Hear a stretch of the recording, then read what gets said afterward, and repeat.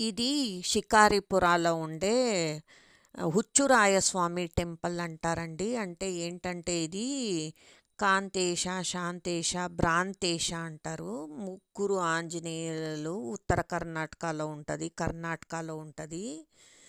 ఈ భ్రాంతేశ అనేది షికారిపుర అనే ఊర్లో ఉంటుంది.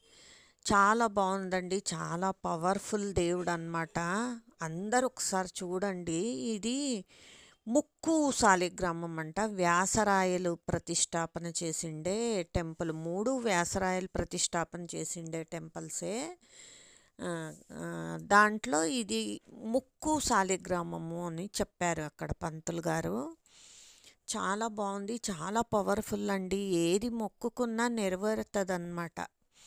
అందుకని మేము చూడ్డానికి వెళ్ళాము. మీకు అందరికీ చూపిద్దామని వీడియో తీసానన్నమాట. రామ, సీత, లక్ష్మణ, గణేష, ఇక్కడున్న ఆంజనేయుడిని భ్రాంతేశ, హుచ్చురాయస్వామి అని అంటారనమాట. అంటే జనాలు ఏది కోరినా ఇచ్చేసేవాడంట. అందుకని నీకేం పిచ్చి పట్టిందా అలా వరాలు ఇస్తున్నావు అని హుచ్చురాయస్వామి అని పెట్టారంట పేరు. చాలానే చూడండి, అది గణేష, చిన్న గణేష ఉంటుంది.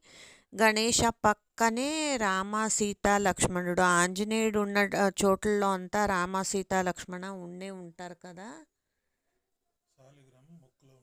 చెప్పిండాను అప్పుడైనా చెప్పుతుంది.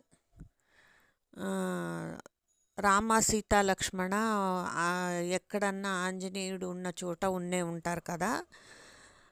ఇక్కడ కూడా ఉన్నారన్నమాట. వీళ్ళ పక్కన అంటే టెంపుల్ ఎదురుగుండా ద్వారం ఎదురుగుండా ఉచ్చురాయ స్వామి, భ్రాంతేశ దేవుడు అంటే ఆంజనేయ స్వామి ఉంటాడు. చాలా అంటే చాలా లక్షణంగా చాలా బాగుందండి దేవుడైతే చూడ్డానికి.